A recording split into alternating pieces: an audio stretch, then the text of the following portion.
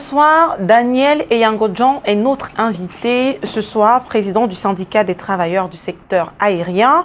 Monsieur Eyango est non seulement un syndicaliste qui a livré de nombreuses batailles qui ont permis à Camerco d'améliorer quelque peu sa gestion, mais c'est surtout un homme qui maîtrise le fonctionnement de cette entreprise. Il en maîtrise donc tout le système et les rouages. Et avec lui, ce soir, nous tenterons de comprendre les véritables raisons, disons plutôt les raisons cachées du fiasco de Camerco. Monsieur Yango, bonsoir et bienvenue sur ce plateau. Bonsoir Madame Doraïbo. Alors, vous êtes un visage qu'on ne découvre pas sur les antennes, hein, très connu sur les plateaux de télé au Cameroun, notamment pour les combats que vous livrez. Mais puisque vous êtes là, on va en profiter pour vous connaître un tout petit peu. Parlez-nous un peu de vous. D'où est-ce que vous venez, originaire de quelle région du Cameroun, par exemple? Bon, avant toute chose, je vais vous dire, après ce que j'ai vécu, justement, vous avez dit les combats, oui. Hélas, mais en réalité, la vie du syndicaliste n'est pas une vie de combat. Un syndicaliste n'est pas là pour mener les combats.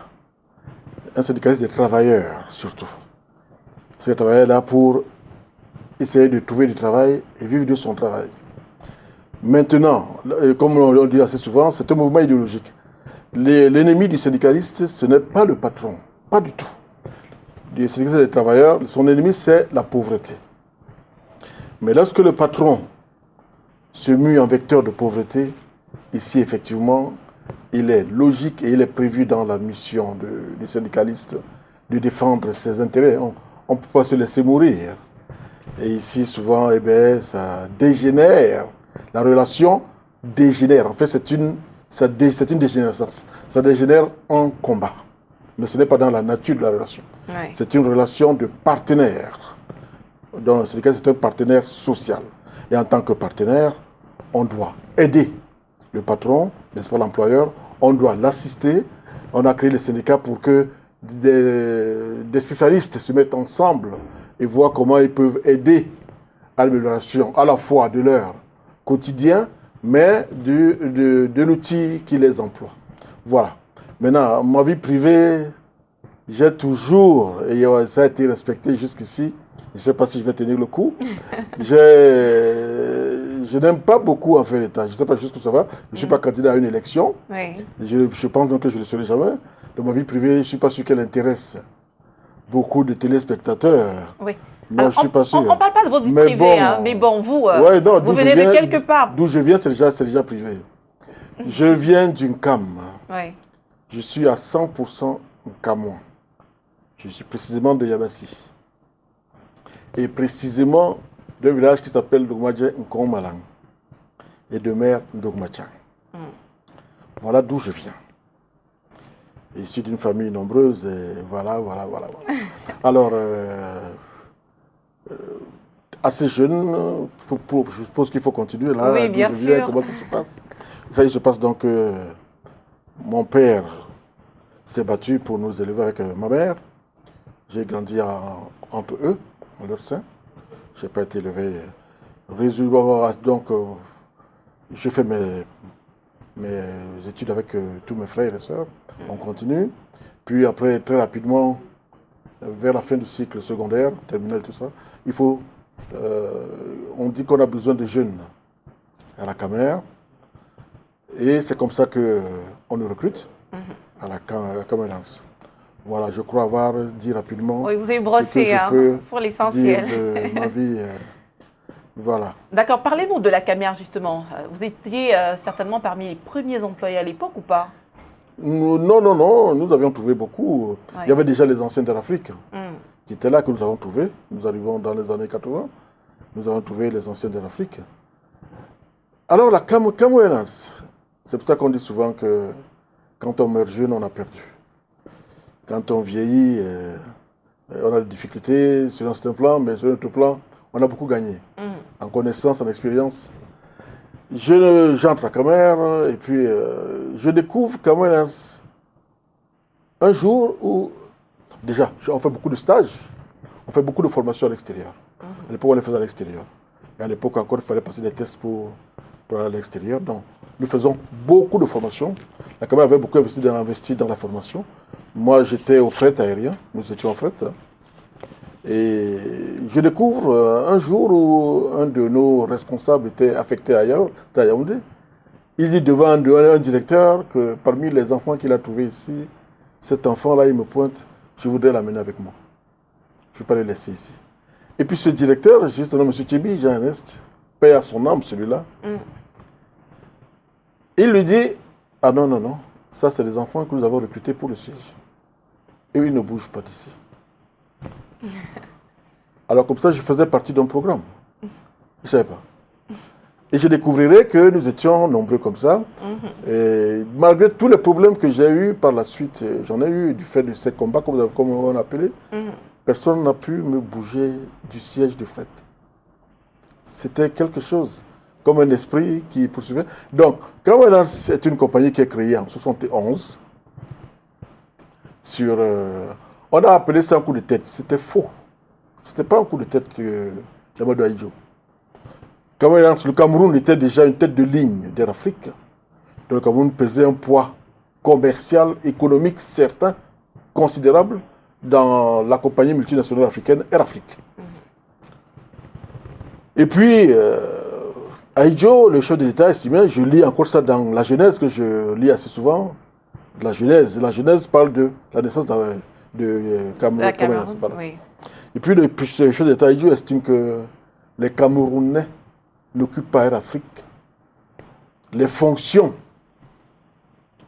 auxquelles donne droit leur poids économique dans la structure. Vraiment des fonctions sans relief, sans... Elle a dit non, c'est une injure. Et alors, il décide de faire cavalier seul, de créer Camelance. Il crée donc Camelance en juin 71. Pas en novembre. C'est en novembre que Camelance décolle. Oui. Qui s'est lancé, mais c'est créé en juin 71. Et les tractations sont multiples. Si je commence à venir, ça va pas non, mais ça nous intéresse parce que ça va nous permettre également de comprendre un peu ce qui se passe avec Camerco. À l'époque, justement, quelles sont les tractations qui entourent le lancement de la Cameroun Airlines? Alors, ce qui se passe il lance Camer. Bon, ici, on peut dire qu'il y a eu un petit couac, c'est que, mais où est le personnel? Où est le personnel? Avec quoi il va démarrer? Il y a tout, puisque Air Afrique vivait déjà, il y avait déjà les UAT ici, il y avait déjà beaucoup d'autres compagnies aériennes ici, ça vivait. Il y avait UAT, il y avait encore quoi, les vieux me le disaient, là, de l'époque, là. Moi, je suis un vieux d'aujourd'hui. Donc, il se passe donc ceci que les anciens nous disent. Le patron de l'Afrique de l'époque, lui aussi se fâche et met dehors tous les Camerounais de l'Afrique. Dieu dit merci. Enfin, j'ai de quoi démarrer Camelance. C'est ainsi avec les anciens de l'Afrique, qui étaient bien formés, parce que l'Afrique aussi formait très bien, et d'ailleurs Camelance va prendre ce pli chez l'Afrique de la formation. Formation. Et c'est comme ça que les anciens démarrent tout de suite. Camelance. Voilà comment Camelance démarre. Et les textes de l'époque, qui sont d'actualité partout dans le monde entier, protégeaient la caméra. Il n'était pas question de voir une compagnie venir faire du désordre dans le marché camerounais. Et sûr de son marché, parce qu'il y a du marché au Cameroun, le transport aérien, qui est pourtant très onéreux, mais il y a du marché. Donc sûr de son marché, eh bien, la Camerounais vivait très bien. Mais qu'est-ce que vous appelez faire du désordre? C'est-à-dire qu'on a quand même des accords qui permettent qu'on puisse rentrer dans d'autres pays comme ils font chez nous. Bien sûr.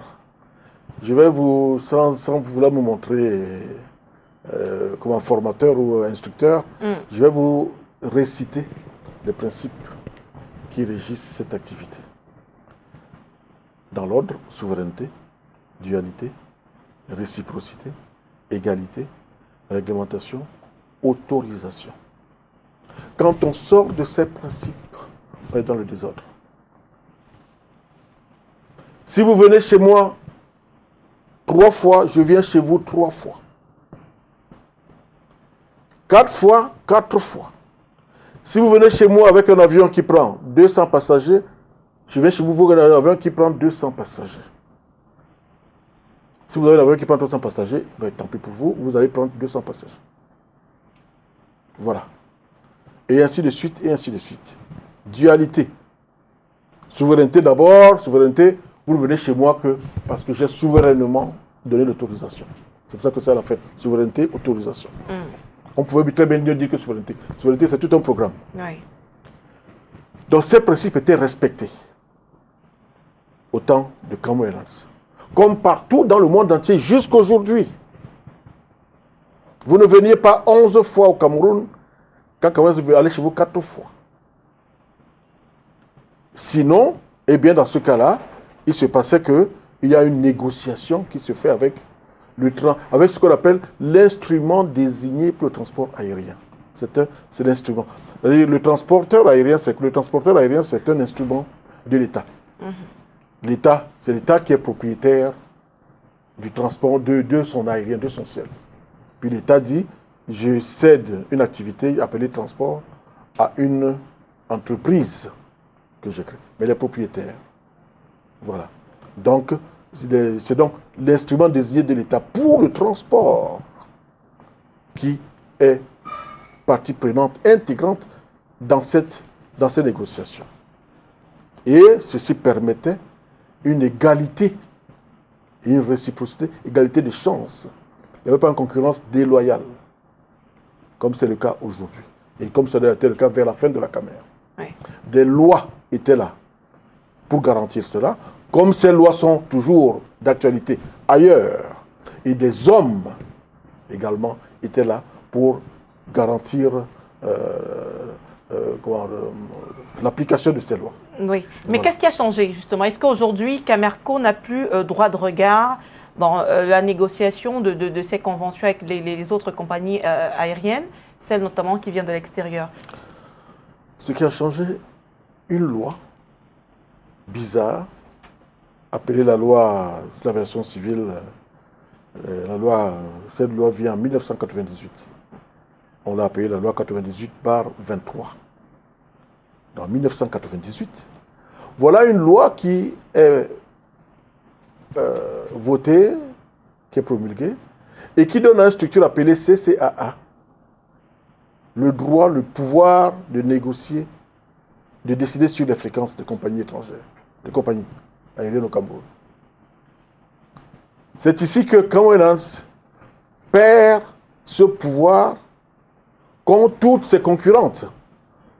Vous venez au Cameroun 7 fois, Camões va chez vous 4 fois, et Camões vous dit non, vous ne venez pas comme ça. Et on vous dit, monsieur Camões, tu n'as pas le droit de m'interdire de venir ici 7 fois. Tu n'as plus ce pouvoir-là, c'est fini. Mais moi, toi, quand tu viens chez moi, moi j'ai le pouvoir de te dire, parce que chez moi, j'ai la loi de chez moi me donne à moi, ta concurrente, n'est-ce pas, le droit de voir ce que tu viens faire chez moi. Est-ce que vous voyez ça? Oui. Les compagnies concurrentes de la Camer avaient le droit, le pouvoir de dire à la Camer, non, attention, c'est pas comme ça qu'on vient ici. Mais la Camer n'avait pas ce droit. C'est donc la CCAA qui va faire ce travail ils appellent ça, sous prétexte de la libéralisation du ciel ouvert, je ne sais même pas là où ils ont vu ce ciel ouvert, sous prétexte des accords de Yamoussoukro et autres, on va laisser venir n'importe qui, n'importe comment. Et je le dis, il y a eu des prédateurs dans la Camer, mais même sans ces prédateurs, la Camer mourait. Aucune compagnie au monde ne vit ce qu'a vécu la Camer, aucune au monde ne vit ce que vit Camerco. Il n'y a pas à chercher. Vous ne pouvez pas vivre avec un faux concurrent. Ce ne sont pas des concurrents. Camerco, ce ne sont pas des concurrents. Quand nous mettons dans une libre concurrence, dans le cadre de ces principes, et on va voir. Mais est-ce que justement la CCAA ne peut pas protéger les intérêts du Cameroun? Je veux dire que c'est quand même l'organe de régulation que l'État a mis pour jouer ce rôle-là. C'est-à-dire que même si ce n'est pas Camer, l'ancienne Camer ou Camerco, qui disait directement aux autres compagnies, vous ne faites pas telle ou telle autre chose, cet organisme créé par l'État, c'est quand même son rôle aussi. Ben, c'était son rôle de faire de la concurrence loyale, et ainsi de suite. Regarde, je vous donne, il y a une compagnie qui vient 11 fois, il y a d'autres qui viennent 7 fois. Nous n'allons pas chercher celle-là. Toutes viennent 7 fois. Elles sont 3 ou 4 là qui viennent 7 fois par Ne semaine. reverse-t-elle rien à la CCAA? La Camer ne le sait pas. Mais la CCA a dit qu'elle ne doit rien reverser puisqu'il n'y a rien à reverser. Dit-elle. Bon, vous me posez là une très bonne question. Madame la journaliste, elle ne verse rien, comme elle le dit. Je vous pose une question. Imaginez comme ça qu'une compagnie étrangère minière, je prends exprès minière, c'est-à-dire le sol, vienne creuser une mine au Cameroun et a le droit d'emporter tout ce qu'elle trouve chez elle. Comment réagiriez-vous à cela? Je peux vous poser la question, c'est possible? C'est permis de poser la question aux journalistes? Bon, en principe, non, parce que c'est moi qui pose les questions ici. Mais on comprend tout à fait le sens de votre question, oui. Voilà. C'est vrai que ça devient compliqué dans ces cas-là. Imaginez qu'une compagnie minière étrangère vienne, ait l'autorisation de creuser le sol du Cameroun, soustrait ce qu'elle veut là, le pétrole ou l'or ou le diamant, et a le droit de tout emporter chez elle, d'aller créer de la richesse chez elle avec les produits du Cameroun. Aucune richesse au Cameroun. Vous réagirez que, vous direz, mais attendez, on est chez les fous, je crois. C'est l'expression couramment utilisée dans ce cas de figure. Le ciel, c'est comme la terre. Autant vous n'accepterez pas qu'une compagnie minière vienne prendre toutes les richesses pour chez elle, autant vous n'accepterez pas que les richesses du ciel, qu'une compagnie étrangère vienne se les approprier et amène les richesses chez elle, sans aucune contrepartie pour vous. Ça n'existe pas. Oui. Bon, nous sommes d'accord pour la contrepartie qu'il faut certainement reverser, mais sur le plan de la concurrence, ce qu'on fait, vous avez pris un exemple. Alors, si vous vous rendez compte qu'il y a un concurrent qui est beaucoup plus fort que vous, qu'est-ce que vous faites? Vous devez être capable de réagir à la concurrence. Est-ce que Camer, à l'époque, a été capable justement de réagir à cette concurrence? Camer a été en mesure, dès l'instant où les règles de concurrence sont bien établies et bien respectées, si vous entrez dans l'arène, c'est que vous êtes capable. Vous avez mesuré vos atouts. Vous comprenez? Mais attendez, à un moment donné, nous étions 4 dans à exploiter l'intercontinental. Camer était deuxième sur plusieurs années. Camer était deuxième. En dépit de cette loi qui a avant été cette loi. Avant la loi, Avant cette loi. Donc, Camer ne pouvait plus être deuxième après cette loi. Puis ce marché était laminé. Camer n'avait même plus de marché. Je vous donne un exemple. Lorsqu'on dit, par exemple, qu'on vend la Camer en quelle année, là, vers la fermeture de la Camer, il y a une compagnie, parmi les compagnies qui souscrivent là, il y en a une qui dit, mais on va acheter quoi on va acheter quoi? Il n'y a rien acheté. Les compagnies étrangères ont pris tout son marché. On n'a rien, Camer n'a rien à vendre. Elle peut encore vendre son marché, mais elle n'a même plus de marché. J'ai comme une tribune qui fait état de ces déclarations de ces compagnies étrangères. Donc, Camer n'était plus, vous ne pouvez pas dire que Camer était en mesure de faire concurrence. Oui, Camer a fait concurrence. Valablement, on était deuxième. Et en Afrique ici, dans nos réseaux, on était premier. Mais avant tout, il s'est agi quand même de mauvaise gestion et de détournement des fonds qui permettent à l'entreprise de fonctionner. Il y a eu des détournements, c'est vrai. Il y a eu même beaucoup de détournements. Oui. Mais je dis fondamentalement, avant, c'est plus puissant que ces détournements, plus dangereux que ces détournements, il y avait cette loi. Et les DG de la Camer, je peux citer 3 DG successifs, qui ont dénoncé avec virulence cette loi. Qui ont écrit pour dire, mais ce n'est pas possible, on ne peut pas travailler dans ces conditions-là. On ne peut pas. Mieux vaut fermer. C'est impossible. Même l'un de ces DG, je vais me permettre de citer son nom, que je respecte particulièrement parce que malgré notre antagonisme, M. Tundi Atangana, qui est un éminent gestionnaire, même lui a reconnu qu'avec ce cadre institutionnel, comme il l'a appelé, dans son plan de relance, Camer aura des difficultés à émerger. Faire une protection. La protection, elle est de rigueur. Je ne parle pas de protectionnisme. Comme le protectionnisme, le chantre de la libéralisation, je ne cite pas son nom ici, hein, c'est plusieurs États réunis en un. Oui. Lui-même, c'est le plus grand protectionniste. Donc, la protection est de rigueur. Tous les économistes, nous avons lu plein de livres avant d'arriver à cette réunion. Quand je suis entré dans ce travail, j'ai été pris en charge par d'éminents économistes, par d'éminents chercheurs. Quand j'ai commencé ce combat en 2005 ou 2006 à la Camer, j'ai eu des formateurs qui m'ont vraiment montré de quoi il s'agit. C'est faux. La protection est de rigueur. Tout le monde le dira. Et la Camer de bénéficier plus de la protection qui est de rigueur. Toutes les compagnies, là, vous voyez bien les agriculteurs qui se plaignent de ce que dans un pays un peu éloigné d'ici, qui cassent de ce que la concurrence étrangère leur fait des créateurs sur le territoire. Ouais. Si vous allez dans un pays voisin, un très grand pays voisin ici, il y a ce qu'on appelle le local content. On ne s'amuse pas avec ça. Donc, la Camer n'a plus bénéficié de la protection qui est une démarche de rigueur. Elle ne pouvait plus. Maintenant, elle ne pouvait plus. Donc, ça veut dire que si la Camer ne pouvait plus, à cause du cadre juridique dans lequel elle évoluait, dans ce cas, on n'aurait jamais dû créer Camerco. Tant que ça nous l'avons dit, créer Cameroons Corporation sans améliorer le cadre juridique, elle est vouée à mourir, il n'y a rien à faire.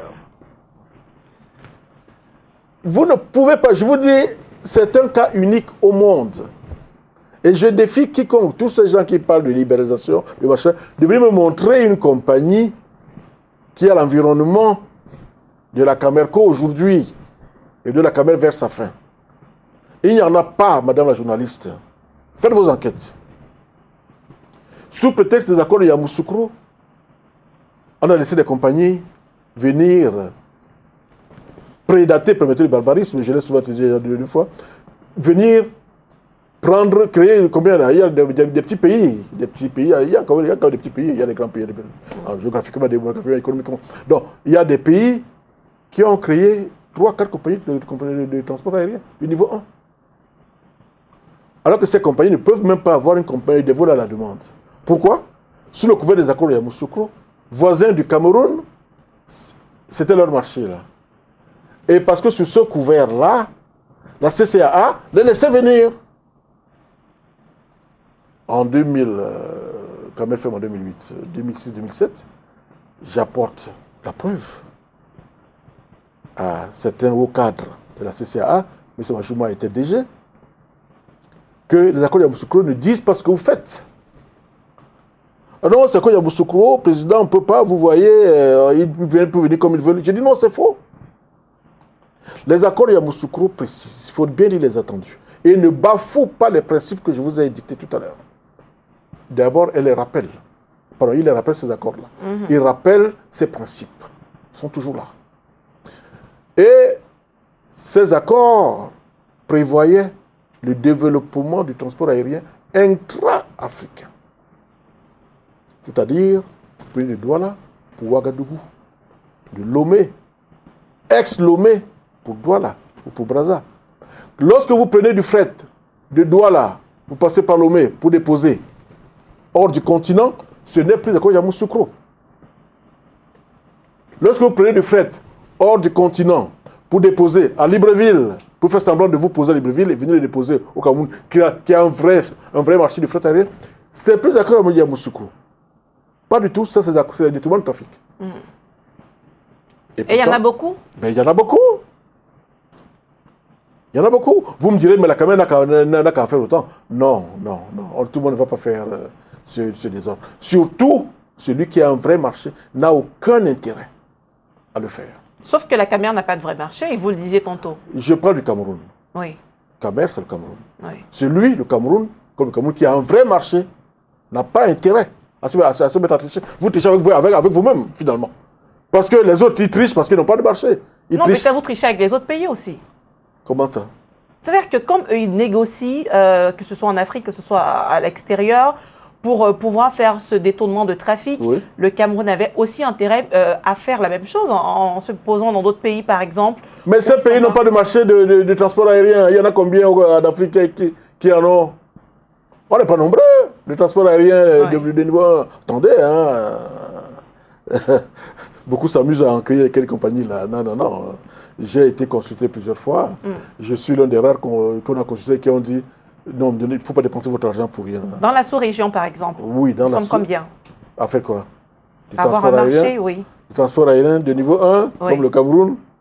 Je ne veux pas créer des, parce qu'il y a des polémiques qui vont se créer. Oui. Mais je peux vous dire, le Cameroun, en principe, vu comme tel qu'il est, il est petit. Il est petit, il a une petite population, il n'a pas une économie bien développée. Mais il y a des pays, il y a des gens chanceux comme ça. Sa position géographique lui permet d'avoir un marché. Je vous prendrai le cas, par exemple, avec une analogie d'un village appelé Boumniébel sur l'axe Loro. Si on faisait de Boumniébel un État, Boumniébel, son PIB serait de combien? Pas grand-chose. Les maniocs qui sortent du champ, les millions qu'on a attachés, voilà. Mais son PNB serait, je ne sais pas combien de fois, X fois, hein, Oui. son PIB. Pourquoi? Sa position. On s'arrête là. C'est un point où on s'arrête. Il y a donc, à l'époque c'était quelqu'un sur la route du nord, de l'ouest, autant il y a des villages comme ça dans les pays, autant il y a des pays comme ça dans le monde. Le Cameroun peut se targuer, de par sa position, de faire vivre une compagnie aérienne de niveau 1. Cette position lui confère ce qu'on appelle une carte commerciale considérable, lourde. Si le Cameroun n'était pas en mesure d'avoir une compagnie aérienne de niveau 1, nous serions les premiers à le dire. Il ne faut pas se casser la tête. Donc, d'accord. Alors, il y a ces problèmes, malgré notre position géographique et malgré les mauvaises négociations, c'est-à-dire le cadre juridique. Mais quand on a une compagnie qui a des avions qui tombent en panne tout le temps, dans un marché concurrentiel, quand on vous dit tout le temps que le réacteur est en panne, il faut qu'on change tel moteur, l'avion a été retenu, même si on est dans le meilleur cadre juridique au monde, est-ce qu'on peut convaincre les clients de choisir notre compagnie plutôt qu'une autre qui est plus sérieuse? Vu cette photo, on ne peut pas. Ça, c'est une photo. Est-ce que ce n'est pas la réalité quand vous dites que c'est une photo? Mais la photo, c'est la réalité. D'accord. La photo ne va pas vous décrire autre chose que ce qu'elle vous donne. Oui. La photo vue ainsi, c'est la réalité. On ne peut pas. C'est très difficile. Et même la caméra vers la fin. C'était ça aussi. Et toujours les mêmes causes qui créent les mêmes effets. Donc c'est un cycle de pauvreté. Mais pourquoi? Parce qu'il y a beaucoup d'argent qui a été mis à disposition pour la création de Camerco. Il y a eu des subventions au début, pendant longtemps, 4 milliards chaque trimestre. Pourquoi est-ce qu'on n'est pas capable d'avoir ne serait-ce que des avions qui ont un standing où les passagers peuvent entrer et se dire on est quand même dans une compagnie même s'il n'y a pas beaucoup d'avions? Vous me poussez à entrer dans certains détails. Le premier DG de la Camerco, c'est un certain Albert Mitonou. C'est un pilote d'essai. C'est différent du pilote de ligne. Parce qu'un pilote de ligne, ça connaît au moins les coûts d'exploitation. Ça regarde le nombre de passagers, ça se pose des questions. C'est un gros cadre de compagnie de transport aérien. Un pilote de ligne. Un pilote d'essai, c'est pas ça. Il ne gère rien du tout. Voilà celui qu'on retrouve pour être premier pilote, puis premier DG de Camerco. Vous voulez qu'il fasse quoi? Il ne connaît rien du tout. Le deuxième s'appelle Alex Van Elk. Alex Van Elk.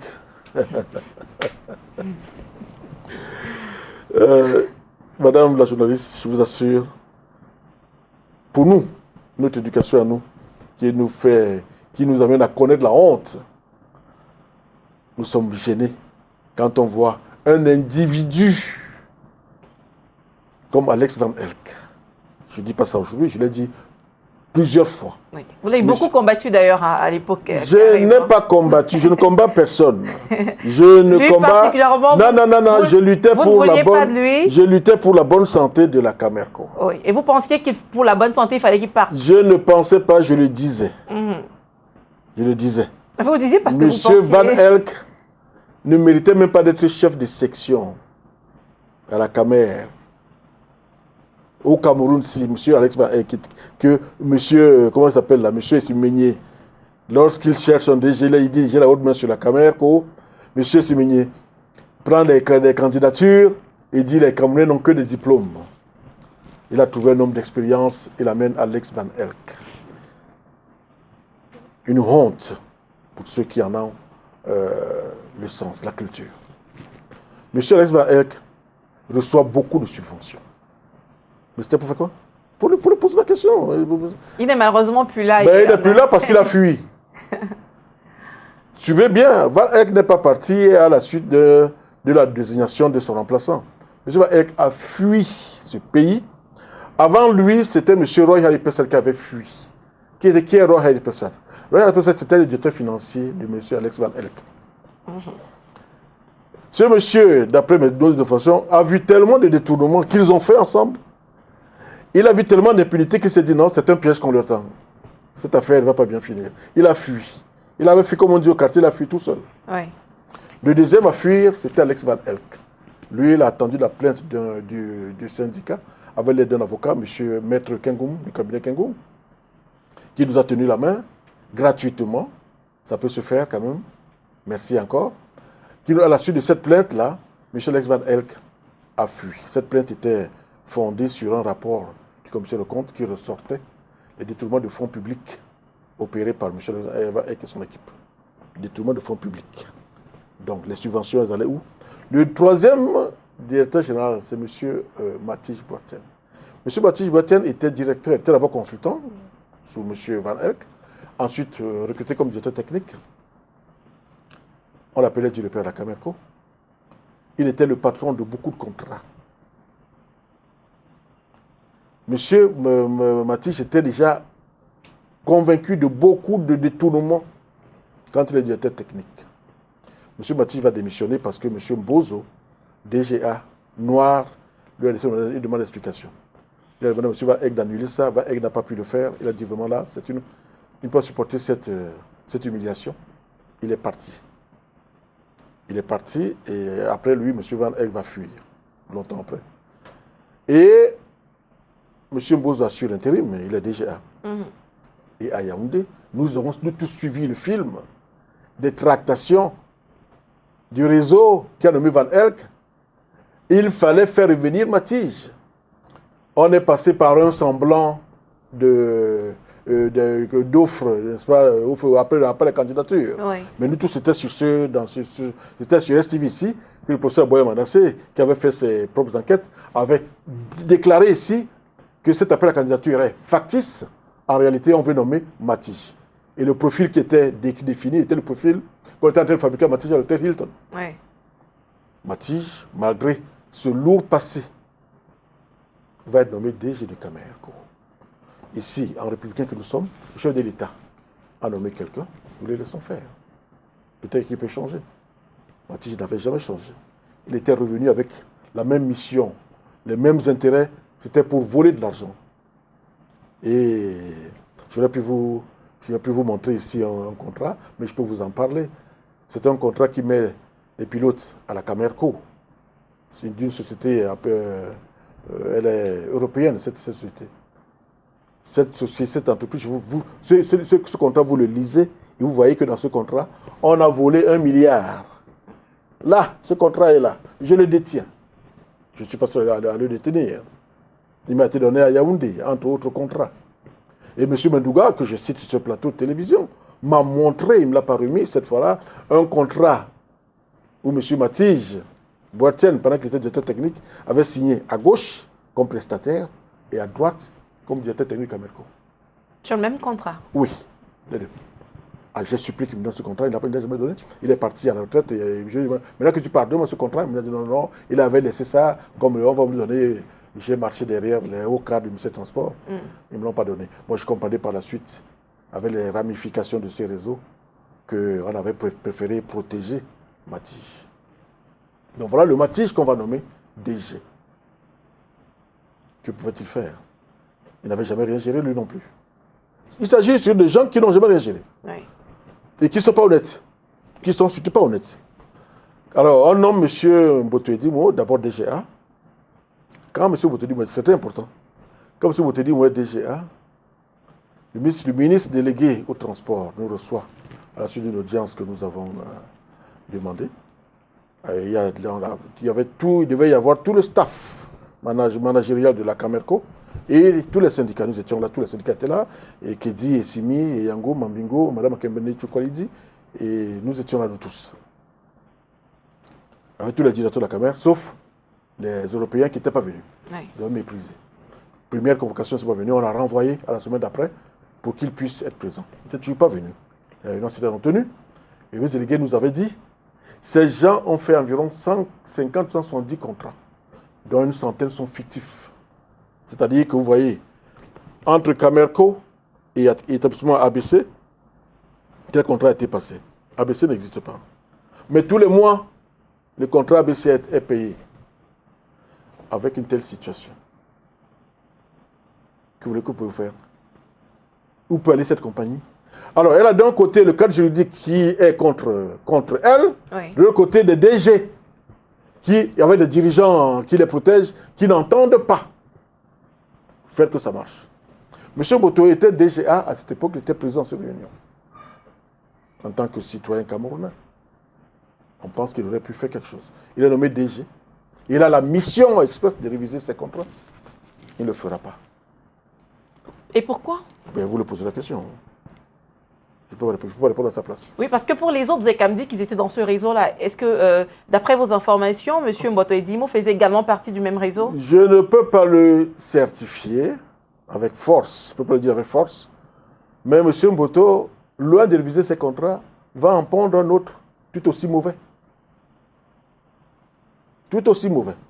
Et les complices internes des premiers prédateurs deviennent les collaborateurs proches et amis de M. Mboto Edimo. Quand je vais parler tout à l'heure, on va me soupçonner, là maintenant c'est parce qu'on m'a recruté. Alors, il faut bien comprendre. M. Van Elk avait envoyé un de ses hauts cadres me recruter. Nous étions nombreux, tous les syndicats, nous étions à la Camerco plusieurs fois pour demander l'application de l'article 8 du décret créant Camerco qui disait de prendre les anciens de la Camerco. Alors moi, comme vous dites, j'ai beaucoup combattu, il a envoyé son haut cadre, M. Ekoma, je le cite, me voir, et M. Ekoma est venu me voir pour me dire que moi, on veut me recruter. Mais je dis non. Nous venons là pour qu'on recrute tous les anciens. Ce n'est pas pour moi seul. M. Ekoma, je le remercie, il m'a amené manger au Méridien sans publicité plusieurs fois. Oui. Mais j'ai dit non. Donc, M. Boto également va me proposer de me recruter. Alors, en ce moment, non, ça ne se passe pas comme ça. Et il y a environ 6 mois, j'ai parlé à M. Mboto Edimo de toute cette situation, de tous ces textes, de tout. Il n'a pas écouté, il a préféré faire ce qu'il a fait. Alors, comment vous pensez que cette compagnie pouvait s'en sortir? Bon, maintenant arrive M. l'actuel, qui commence, parce qu'il reçoit lui aussi la mission, Oui. révision des contrats. Alors, il démarre, je vois un contrat là, dans sa technique, qu'on est en train de réviser. Ce contrat va ressortir si on finit par le réviser. Mais il est en cours, des avocats s'en sont. Mettre un avocat camerounais la veille en main, il a tout ressorti. On a trouvé nécessaire d'y associer d'avocats français, je ne sais pas trop pourquoi. Et le Camerounais qui était auteur de tous ces faux contrats est encore impliqué dans la révision de ces faux contrats dont il est lui-même auteur. Allez y comprendre quelque chose. Si ça va, tout ça va très bien se passer. Bref, on a lancé une commission de révision des contrats. Alors, autant vous dire donc qu'il y a une sorte de panier percé dans lequel tout l'argent entre. La comptabilité qui était à Dubaï, si n'était pas au Cameroun, vous voyez ce que ça signifie. Pourquoi la comptabilité de Camerco se trouvait-elle à Dubaï? Demandez aux super dirigeants de M. Simimenyé, qui sont, comment ça s'appelle, Alex Van Elk, M. Yann Philemon, qui était PC à l'époque, puissance PM, qui a pesé pour la nomination de M. Matige, pourquoi on met la comptabilité de Camerco hors du Cameroun, à Dubaï. Allez leur demander. Vous verrez plein de choses. Je vous parle d'un contrat. À première vue, je peux vous montrer, on a volé 1 milliard ici. Et il y en a comme ça plein. Et le contrat de sa technique, doit fournir 8 techniciens à Camerco en permanence. Ils en fournissent 5, mais ils sont payés 8. Avec hébergement et tout. C'est des milliards de francs, plus de 20 milliards de francs apparemment qui vont partir là. Si on fait règle de 3, combien vont coûter les 3 qui n'ont jamais été ici? Où est parti leur argent? Donc, il y a beaucoup de cas comme ça. L'argent qui a été dilapidé, n'est-ce pas, par le biais des subventions. Et que fait le ministère, enfin, que font les ministères de tutelle? Je sais que vous en avez deux, vous avez le ministère des Finances et vous avez le ministère des Transports. Quel est leur rôle dans tout ce qui se passe là? Que font-ils pour... Parce que si vous le savez, et on sait qu'on l'a souvent décrié sur les plateaux, est-ce qu'il leur est arrivé de prendre des décisions fortes quand même au sein de l'entreprise depuis? Vous êtes dans le système, fortes, vous pouvez nous dire. Oui, des décisions fortes. Je vous parle déjà de cette loi. Oui, mais au-delà de la loi, là, on est sur les fautes de gestion. Oui, mais vous avez suivi l'histoire qu'a fait le ministère des Transports. Le ministère des Transports, peut-être qu'ils ont fait des rapports là-bas à la présidence pour dénoncer. Je ne suis pas au courant, je suppose. Mais ils avaient tous ces contrats. Je les ai vus entre les mains de M. Mendouga. Il y a une partie entre les mains de M. Ndoun. Ces contrats sont là. Il les possède au ministère des Transports. Vous savez de quoi il parle quand il dit. Je veux dire que ce ministre délégué qui a dit qu'il y a plus de 100 contrats dont une centaine ou combien sont faux. Bah alors, vous demandez ce qu'ils ont fait. Ils le savent que c'était faux. Et qu'est-ce qu'un faux contrat? C'est de l'argent qui s'en va. C'est de l'argent tous les mois qui s'en va. Même si on me dit que ces contrats sont déjà périmés, ils sont morts de leur belle mort, mais ils ont coûté de l'argent. Cet argent qui aujourd'hui se transforme en déficit, en dette pour la Camerco. Il faut pour le moins les réviser, les auditer et regarder un peu la structure de la dette. Et voir qui en sont les principaux responsables. Ouais. D'accord. Maintenant, Camerco a également un autre problème. On va parler tout à l'heure de la flotte, mais il y a le personnel de l'entreprise. C'est quand même que les statistiques sont claires. Il y a plus de 500 employés dans Camerco pour une flotte qui a moins de 5 avions finalement. Parce qu'il n'y a que 3 Boeing et puis les 2 MA60 qui n'ont jusqu'à présent jamais fonctionné. Vous êtes président du syndicat des travailleurs. Qu'est-ce que vous dites de ces chiffres? J'en dis, je suis très à l'aise pour en dire ce que j'en pense. Camerco a des projets. C'est une entreprise qui est dans le coma. Mais on n'entend pas l'enterrer. Et si on veut qu'elle vive, il faut bien qu'elle vive. Donc il faut garder autant d'employés qui ne sont pas employés, forcément tous employés, c'est-à-dire qui peut-être ne fournissent pas beaucoup de travail parce qu'il n'y a pas grand-chose finalement. Oui. La nouvelle équipe dirigeante, c'est-à-dire le conseil d'administration, direction générale, il ne faut jamais, on ne voit jamais le conseil d'administration, alors qu'il faut souvent en parler, il faut souvent le doiter dans les situations qui se passent dans une structure. Elle est une structure qui fonctionne, agissante. Ils ont des projets d'acquisition d'avions. Ça va? Oui. Ils ont des projets d'acquisition d'avions. Ils ont des projets de création d'un centre de maintenance aéronautique. C'est-à-dire revenir à ce que la Camer était avant. Et ça, le Cameroun est en droit d'ambitionner cela. Ils ont le projet de reprendre au moins le taux d'assistance. Et ici, comme l'avait fait en 1971 à Idjo, ce n'est pas le jour où vous avez des avions, où vous avez créé que vous allez recruter le personnel. Il faut qu'ils soient recrutés et formés avant. Ces projets, ces ambitions, si on veut qu'une compagnie vive, que Camerco vive, elle doit acquérir des avions. Elle ne peut pas vivre avec cette flotte qui est là maintenant. Là. Ce n'est pas possible. Mais elle doit garder ce personnel. Alors, en prévision de ces acquisitions, avec le personnel qu'elle doit former. Sauf qu'elle peut le faire progressivement. C'est un peu ça la question. C'est-à-dire que, d'accord, on a des projets, mais on sait que normalement, quand on planifie les projets, il y a le court, le moyen et le long terme. Bon, maintenant, si, comme c'était le cas, on vous dit qu'on va vous donner, vous avez cet argent qu'on va vous donner demain. Et tel que cet argent est là, avec ce que vous savez que vous pouvez faire, vous pouvez acquérir tout ça très rapidement. Vous avez fait quoi? Vous mettez à recruter progressivement? Ah non, non, non, non, non. Cet argent doit vous faire acquérir 2 avions. Vous pouvez déjà avoir le personnel de ces 2 avions. Si ces 2 avions, par exemple, si cet argent avait été, puisque d'après ce qui en a été dit, cet argent devait servir à prendre des avions, certainement peut-être en location, peut-être en location simple, mais en tout cas à acquérir des avions, quelle que soit la forme. Mais madame, dans ce cas de figure, le personnel actuel est tout à fait adapté. Ah bon? Tout à fait. Comment ça? Et bien sûr, s'ils sont environ 600 ou 700 pour 5 avions, si on prend dans nos ratios du tiers-monde, 150 par avion, pour 5 avions, c'est 750. Mais 150 personnes par avion, Oui. est-ce que ce n'est pas beaucoup? Non, c'est pas beaucoup. Essayez-vous de nous présenter les choses. Alors, 150 personnes par avion, que font exactement ces 150 personnes? Quels sont les différents domaines d'affectation et de combien de personnes peut-on avoir besoin dans chacun de ces domaines? Non, non, je ne vais pas me lancer non, dans... Non, c'est juste pour comprendre parce oui, que... non, non, je vous dis, il y a des normes dites tiers-monde, oui. Il y a des normes dites industrie. Industrie, ce sont les pays développés. Tiers-monde, c'est le pays sous-développé, là où l'homme est à la fois matériel et humain. Et dans et puis, ces normes, en fait, chacun regarde selon son secteur, ses salaires et ainsi de suite. Mais Air Ivoire a à peu près la même...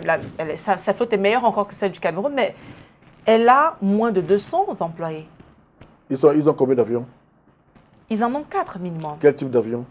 Alors maintenant, je n'ai pas regardé les marques, mais ils ont quel modèle économique? Ils ont quel modèle économique? Nous avons un modèle économique d'internalisation. Oui. Nous avons tout internalisé. La Camerco d'avant, les gens qui étaient l'avant, avaient externalisé. Vous avez la comptabilité qui était à Dubaï, donc on n'a pas besoin de comptable au Cameroun. La technique qui était confiée à Lufthansa, on n'a pas besoin de maintenance camerounais. Vous comprenez un peu? Autant de choses qui sont externalisées, chacun a son modèle. Si la Camerco dit que moi j'internalise, elle aura un effectif différent. Donc il faut d'abord voir quel est le modèle. On n'en parle pas comme ça. Donc, mais en plus, je vous dis quelque chose. Et je crois que je peux le dire puisque c'était aux informations. Je n'étais pas seul, j'étais avec mon ami et mes amis du fret qui étaient chez moi. C'est Air France s'est passé dans leur chaîne de télévision, TF1. C'était aux informations. Il y a moins d'une semaine. Il y a 10 avions qui pourraient être retirés de la flotte parce que des servantes de lignes non rentables. Cela correspondra à 3600 suppressions d'emplois. 3500. On est ici en norme industrie. Oui. Voilà. Ça va faire combien? Arithmétiquement, ça va faire combien par avion?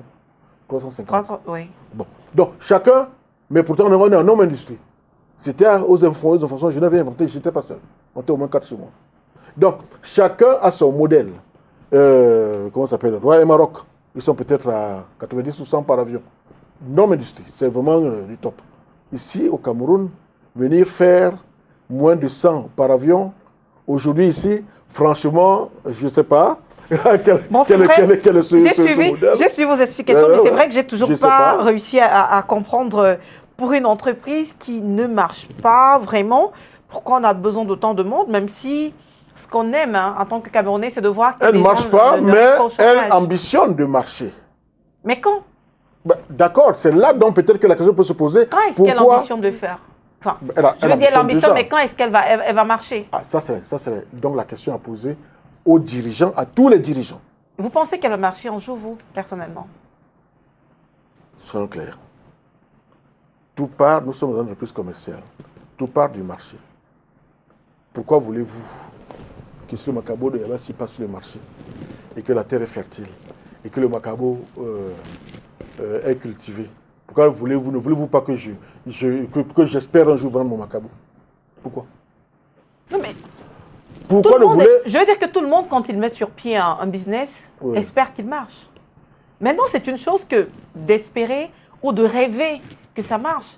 Et c'est une autre chose de se dire ça va marcher parce qu'on regarde, il y a des éléments probants qui nous prouvent que oui, on a fait ce qu'il faut et qu'effectivement, si on a posé les bonnes actions, on aura de bons résultats. Alors, moi je me dis, on ne va pas tout le temps marcher sur la tête dans ce pays.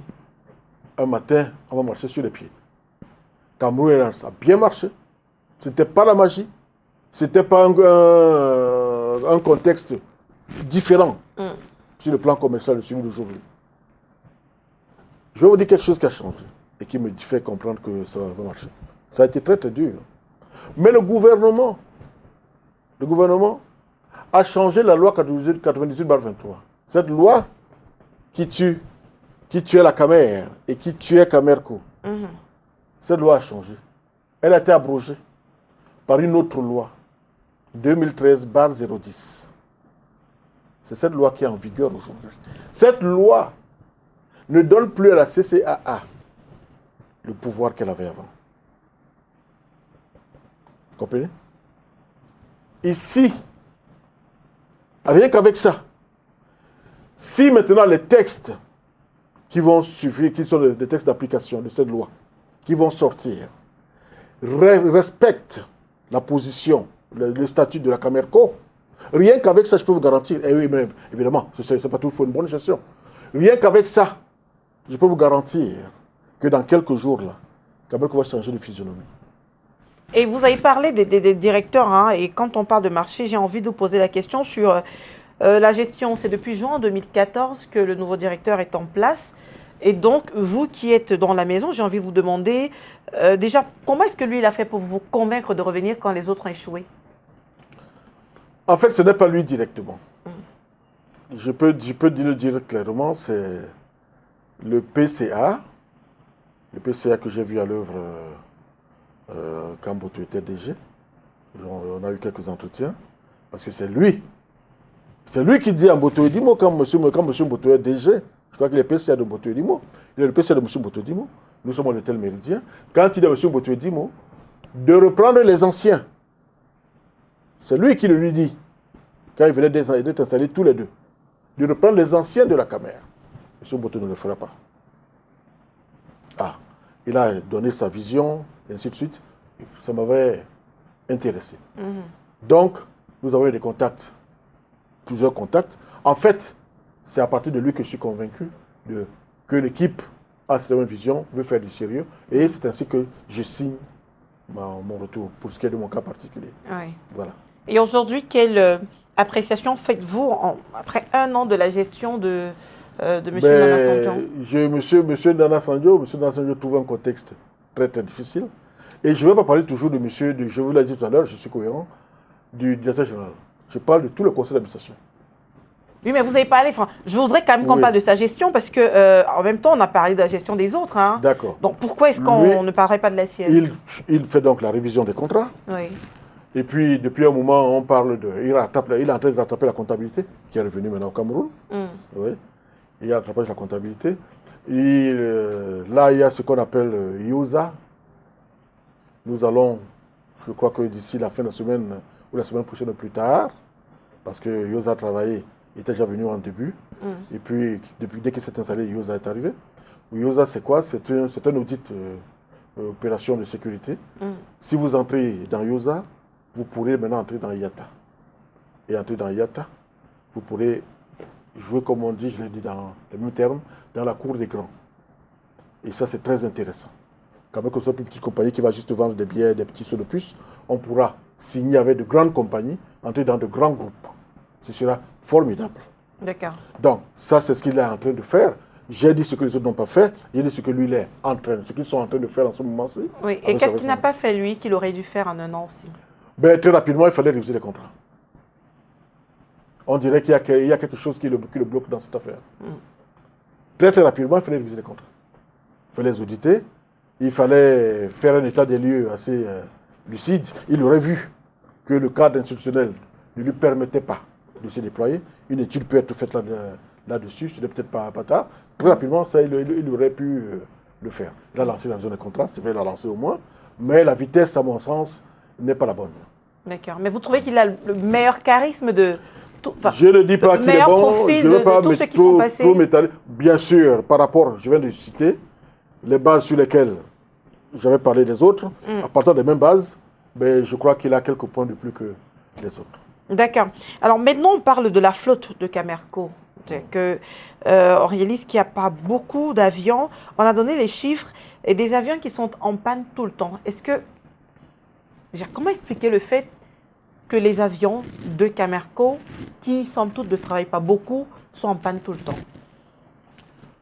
Là, je peux vous le dire, ça c'est le côté... C'est vrai, vous me posez la question, c'est quand même moi qui suis de Camerco. Oui. Non, je crois qu'il y a des lacunes. Il y a de graves lacunes quelque part et qu'on ferait bien de regarder. Maintenant, il y a ce qu'on appelle le cycle de pauvreté. Je reviendrai, vous ne pourrez pas m'empêcher de venir sur cette loi qui cloue Camerco dans la pauvreté. Mais cette loi n'a pas empêché qu'on lui donne à Camerco des milliards qui lui auraient permis d'acquérir de meilleurs avions. Je vous ai dit où cet argent est parti. Oui. Je l'ai dit. Maintenant, que les dirigeants du pays fassent leur travail et qui demandent aux gens à qui donnent l'argent, où est parti l'argent. Et les deux MA60, où sont-ils? Mais ils sont là, les deux MA60. Pourquoi ne volent-ils pas? Ben, il y a un problème d'immatriculation, il y a un problème de certification. Mais je dis, je ne suis pas du RDPC, je ne suis pas biaïste, mais si c'est M. Biya qui a eu cette idée, il a eu une très très brillante idée. D'acheter des MA60. D'acquérir des avions adaptés aux sauts de puce. Je l'ai dit sur votre plateau plusieurs fois. C'était magnifique. Parce que lorsque vous allez faire les sauts de puce avec les 737-700, c'est comme si vous mettez une Mercedes 600 pour faire le rond-point des Bonanjo. Ce n'est pas adapté. Même si vous remplissez cette Mercedes-là, hein, vous êtes déficitaire.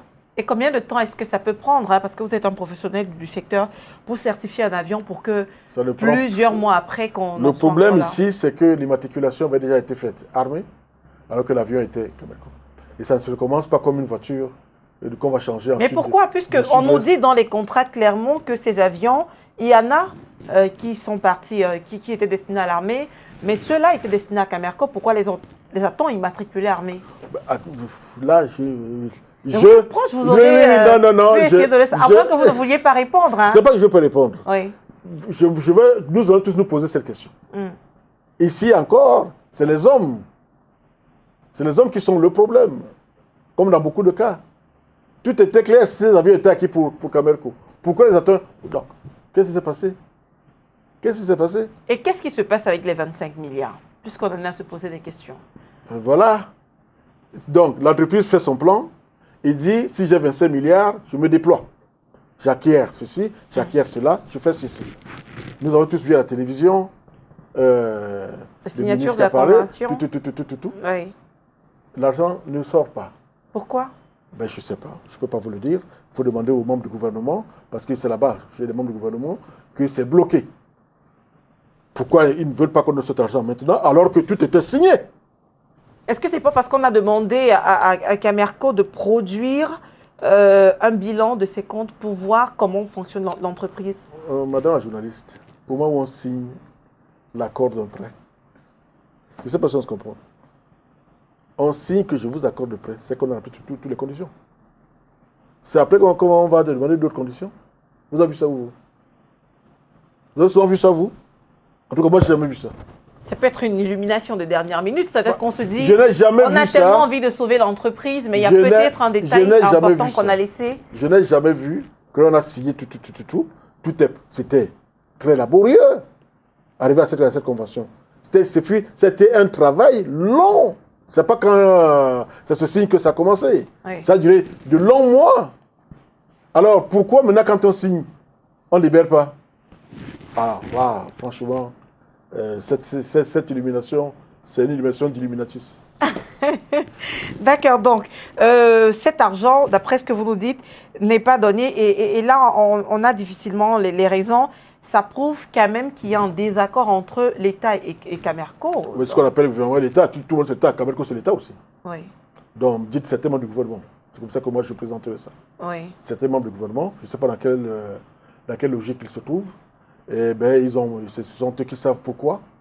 Mais je vous dis que Camerco, je l'ai dit sur un plateau de télévision, il ne faut pas être surpris qu'il y ait des incendies l'un jour, parce que ce que les DG, notamment les deux premiers blancs ont fait, les dégâts qu'ils ont causés là-bas, tout ça peut le sortir d'un jour à l'autre. Il y en a qui n'ont pas intérêt. Qui n'ont pas intérêt à ce que certaines choses ressortent. Je vais vous dire quelque chose, un petit calcul comme ça. Je peux vous montrer un journal? Bien sûr. C'est permis? Bien sûr. C'est un journal itinéraire. C'est un gratuit, il ne vous fait pas concurrence. Oui.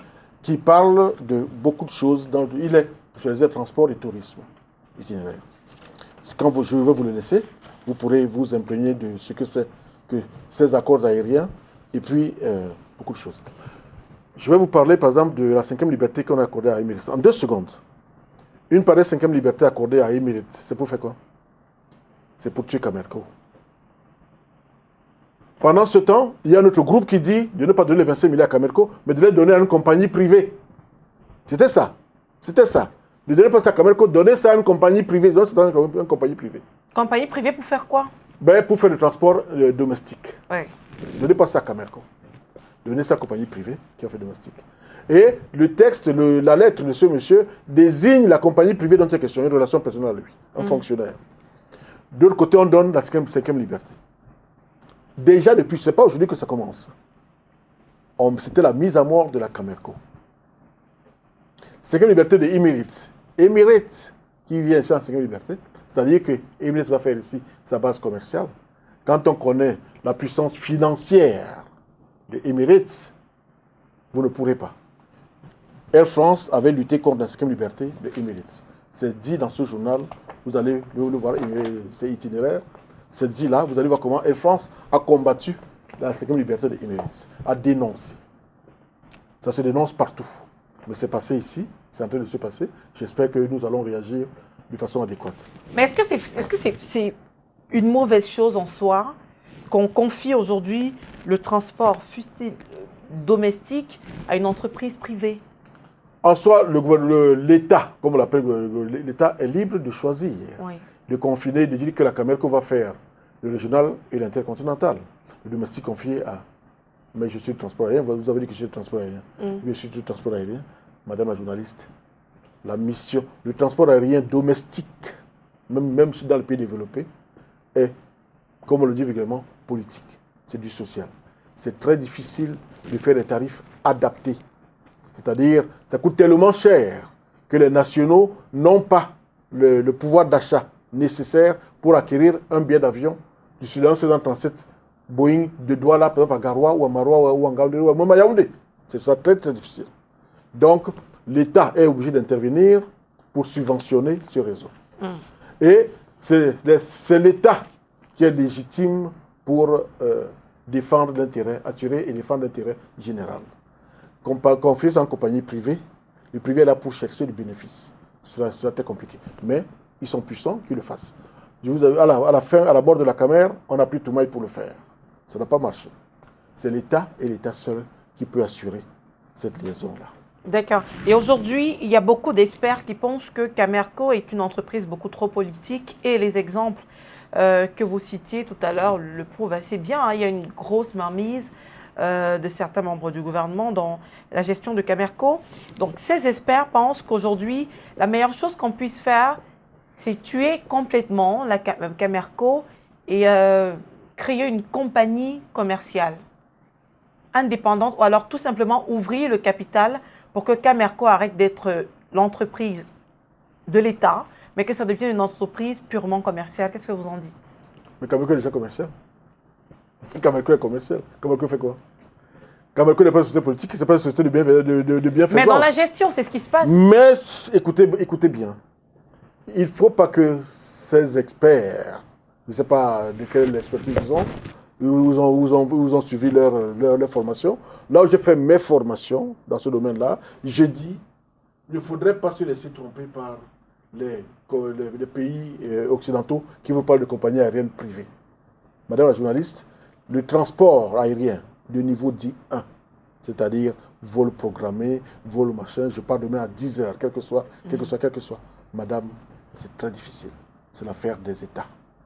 Oui, mais c'est l'affaire des États, M. Yango. Ouais. Mais qu'est-ce qui empêche qu'on ouvre le capital? Parce qu'en même temps, les problèmes de gestion qu'on décrit, on peut, en ouvrant le capital, les résoudre quelque peu. Au privé? Au privé, bien sûr. Mais où est le problème? Mais qu'on le fasse donc. Et qu'on apporte cette voie privée. Mais je veux dire qu'à la Cameroun, on a fait l'expérience. Il y avait eu 2 privés dans le conseil d'administration. Ils sont venus suivre leurs intérêts. Privé ne veut pas dire bonne gestion. Ni public qui veut dire mauvaise gestion. C'est les mêmes hommes. C'est les mêmes hommes. Et les privés camerounais, montrez-moi, vous les connaissez, ceux qui gèrent leurs entreprises de façon orthodoxe. Mais ce n'est pas obligé d'être des Camerounais, ça peut être des expatriés. Très bien. Des professionnels du secteur. Je dirais, Dieu merci. Vous savez pourquoi? Non. Parce qu'avec eux, on va appliquer les textes. Vous comprenez? Ils ne viendront jamais mettre leur argent dans une affaire où vous êtes libre de faire venir des compagnies étrangères en désordre. Avec ces privés étrangers, professionnels du secteur, je suis sûr que la loi 2013/010 sera appliquée. Tant que cette loi n'est pas appliquée, Camerco n'a aucune chance. Comme la Camer n'avait aucune chance. Tout ce qu'on raconte là, c'est vraiment, je ne sais même pas d'où sortent cela. chiffre à l'appui. Je vous ai donné une analogie. Est-ce que vous serez d'accord que l'on vienne prendre l'or ou le diamant du Cameroun, on l'amène ailleurs? Je crois que votre réponse est non. De exactement la même chose. Vous ne serez pas d'accord que l'argent généré par le marché camerounais de transport aérien, une compagnie étrangère vienne prendre tout cet argent et amène l'argent chez lui, chez elle, cette compagnie. Une simulation comme ça. Je l'ai fait avec M. Ngamo, qui avait beaucoup apprécié. On prend une compagnie qui a 7 fréquences par semaine, c'est-à-dire 365 jours par an, qui vient avec un avion de 300 places. Oui, 300 places. Parce qu'il y a du marché. Il vient avec un avion de 300 places tous les jours. 300 places. S'il vient avec 300 places, c'est qu'il entend remplir au moins 150. 100. Et 300 en haute saison. Si on prend rien que 50 passagers dedans, générés par le Cameroun, on laisse son marché à lui, lui vient ici avec ses 100 ou 150, le Cameroun génère seulement 50 passagers. Fois 300 000 francs, c'est des hypothèses plus que basses. Fois 300 000 francs, vous avez 5 milliards de francs et des poussières que le Cameroun aura généré, aura donné à cette compagnie étrangère, qu'elle aura emmené dans son pays pour se développer. Vous comprenez? Voilà 5 milliards pour 50 passagers. Pour les autres, comme les Turkish, les Royal, j'ai pris 30 passagers. C'est dans les 2 ou 3 milliards de francs que vous aurez généré, quand quelqu'un va prendre et amener chez lui. C'est pas normal. Ça ne se fait nulle part au monde. Nulle part au monde, vous ne verrez ça. Il ne laisse rien dans le pays. Maintenant que je vous ai dit ça, il y en a qui vont me dire demain, mais dis donc ce que tu as dit là, M. Yango, c'est fort, hein? Nous, on ne voyait pas ça. Non, non, ils voyaient. Ils savent ça là-bas à Yaoundé. Vous comprenez? Ils ont fait ces calculs. Et pourquoi, d'après vous, donc? Parce qu'on vous dit qu'ils Parce que ça leur rapporte de l'argent dans leur poche à eux, madame. Oui. Point barre. Point barre. Et quand on a vécu comme ça pendant combien d'années? Comptez depuis 1998. Maintenant, vous venez créer une nouvelle loi qui va donner tout ça à la Camerco. S'ils peuvent affaiblir Camerco, pourquoi ne le feraient pas? Pourquoi ne le feraient pas?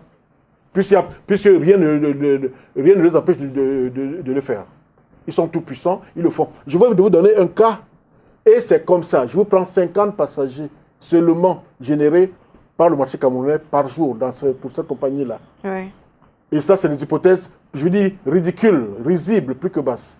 5 milliards de francs que ça va générer à 300 000 francs. Je laisse le fret aérien. Oui. Non, cet argent va dans les poches des gens. Ils savent, ils l'ont fait. Ils ont fait ces calculs. Puisque déjà au temps de la Camer prenait une partie, ce n'était pas des royalties, c'est des contreparties commerciales, dans le cadre des principes que j'ai dit tout à l'heure. Ce n'est pas des royalties. Les royalties, c'est pour l'État. C'est une contrepartie commerciale qui revient de plein droit, à l'instrument désigné pour le transport aérien par l'État. Parce qu'il négocie. On peut se dire, bon, l'État vous dit, bon, écoutez, moi, ton commerce là, moi, je m'entends avec tel petit pays d'Europe, il faut qu'il vienne ici. Maintenant, allez vous entendre. Oui. Très bien. On s'entend que, bien, écoute, comme il faut que tu viennes ici, tu viens jusqu'à tel nombre de passagers, tu prends. Au-delà, tu me verses ceci. Oui, ça on l'a abordé tout à l'heure. Alors, on va sortir de cette émission, mais avant, peut-être on va dire un mot sur Air Cemac, hein, c'est l'autre actualité. Parce que Camerco vous l'a dit, vous l'avez dit, vous pensez que ça peut marcher, même si les éléments qu'on a sous la main font croire que non. Alors, Air Cemac qui devrait bientôt lancer, d'après ce qui a été annoncé, vous pensez que c'est un projet qui pourra tenir? Air Cemac. Je suis à l'aise. Bon, c'était un plaisir malsain quand j'ai suivi l'abandon de ce projet. C'était un plaisir. Pourquoi malsain? Pourquoi malsain en tant que citoyen, en tant qu'homme, j'aurais bien aimé voir Air Cemac. Mais là, le plaisir, c'était parce que sur une autre chaîne de télévision, j'avais annoncé qu'Air Cemac ne verra pas le jour. La dernière année où on a annoncé que ça va se lancer en janvier, je vais dire à la journaliste, une de vos consoeurs, que le transport aérien de niveau 1 ne se passe pas comme ça. Est-ce qu'on ne verra pas le jour en janvier? Elle s'en souvient encore, votre collègue, votre consoeur là. Elle me le dit souvent. Air Cemac, on part de ce que l'union fait la force. Hein? Quand on se met ensemble, on est fort. Mais le problème d'Ersimac, quelle est l'union qui fait la force, madame la journaliste? C'est l'union des petites forces qui fait une plus grande force. L'union des faiblesses ne fait pas la force. L'union des aveugles n'apporte même pas la myopie. C'est faux. Il fallait d'abord que tous ces pays de la CEMAC s'asseyent, se regardent dans les yeux et regardent que moi, tel pays, je ne peux pas faire une compagnie de transport aérien de niveau 1. Pourquoi ma compagnie a fermé? Je crée ceci, ça ferme. Je crée cela, ça ne vit même pas. Ça ne vit même pas comme la caméra a vécu ici pour dire que c'est les hommes. Non, là-bas, ce ne sont pas les hommes qui sont le problème. C'est la dimension du pays, sa dimension géographique, sa dimension démographique, sa dimension économique. Ils ne peuvent pas. Il faut être sérieux, il faut être courageux et dire je n'ai pas les moyens de faire une compagnie aérienne. Et maintenant, on se met ensemble et on dit bon, de nous tous, hein, voici celui qui peut faire une compagnie aérienne. Dis donc, c'est toi qui est bien placé pour faire. Faisons ensemble avec toi. Voilà. Vous comprenez? Oui. Et dans ce cas de figure, Ersimac avait des chances. Maintenant, évidemment, quand on dit compagnie communautaire, il faut une vie communautaire. Où est la vie communautaire en Ersimac? Vous partez ici tranquillement, vous allez prendre l'avion à Libreville, sans qu'on vous casse les pieds, à Malabo? Vous pouvez? Non. Alors, il n'y a pas de vie communautaire. Quand vous allez faire une compagnie communautaire, donc on fait d'abord une vie communautaire, comme je l'ai vu à la CEDEAO par exemple, l'Afrique de l'Ouest, qui n'a pas de compagnie communautaire, mais qui a pourtant une vie, une réelle vie communautaire. Oui. Qui n'a pas de compagnie communautaire. Alors c'est celui qui n'a pas une vie communautaire qui lance la compagnie communautaire. Très bien. On ne sait jamais. Il y a la magie, il paraît. Cela n'a donc pas marché. Et le jour où des dirigeants sérieux vont s'asseoir et reconnaître la situation de leur pays respectif, et reconnaître qu'il y en a peut-être un qui peut faire une compagnie, Ersimac aura des chances, à condition d'abord d'avoir une vie communautaire. D'accord.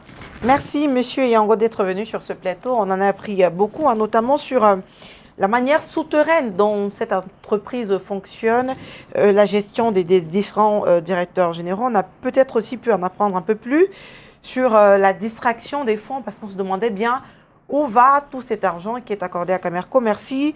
Peut-être souhaiteriez-vous dire un dernier mot avant que nous ne refermions cette émission? Oui, je dois dire, je l'ai dit, quand quelqu'un est chef, il est chef. Le chef de l'État a voulu certainement réparer l'erreur, c'était une erreur commise, on lui a fait commettre de la fermeture de la Camer, et a lancé Camerco, qui mérite, le pays mérite d'avoir une compagnie aérienne. Ce que je peux dire au chef de l'État, si jamais ma voix peut être de celle qu'on entend, c'est de ne pas se laisser distraire par ces...